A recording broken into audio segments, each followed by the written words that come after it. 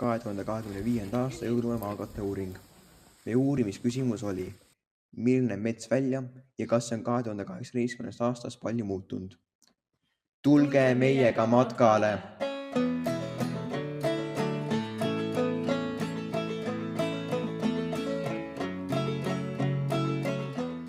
Me tegime igal 500 meetri kaugusel pausi, et vaadata muutusi temperatuuris ja maastikus ning kuidas see tervel teel muutub. Peale igat pausi olime jälle teel.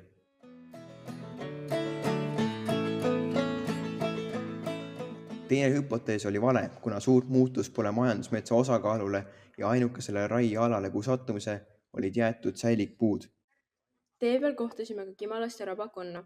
Kui me oma platsi üles leidsime, hakkasime mõõtma puude kõrgust ja ümbermõõtu ning maa ja puude hõredust. Siin võtavad poisid puu ümbermõõtu. Ärge neile öelge, aga mul pole seda isegi kuuselt vaja.